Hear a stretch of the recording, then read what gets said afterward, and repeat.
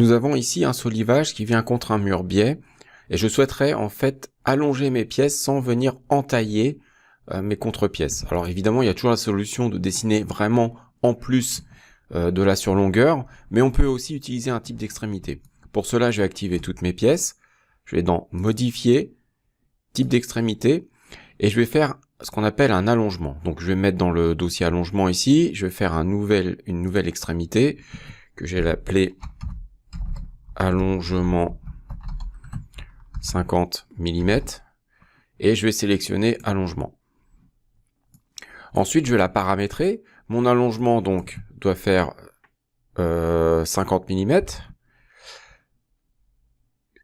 Les options ici, je vais prendre sans désabou pour vraiment que ça vienne prolonger et que ça vienne pas entailler de biais comme on peut voir dans le schéma à côté ici. Je veux vraiment faire de biais traversant. Et l'astuce, c'est de mettre une profondeur négative de la valeur de l'allongement.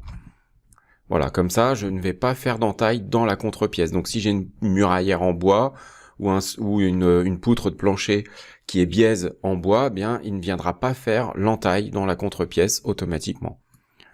Donc voilà, je fais OK, je l'applique à toutes les extrémités ici, et vous voyez que j'ai mes 50 mm qui sont appliqués. Alors ils sont appliqués comment?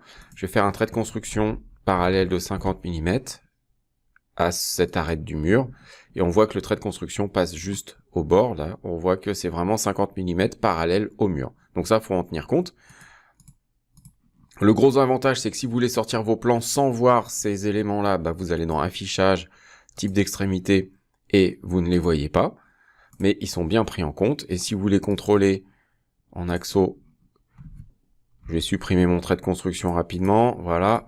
Et si vous voulez contrôler que ça n'entaille pas, vous faites une représentation avancée, sans explosion, OK. Et vous allez constater que votre mur, lui, si je l'isole, n'a absolument pas d'entaille.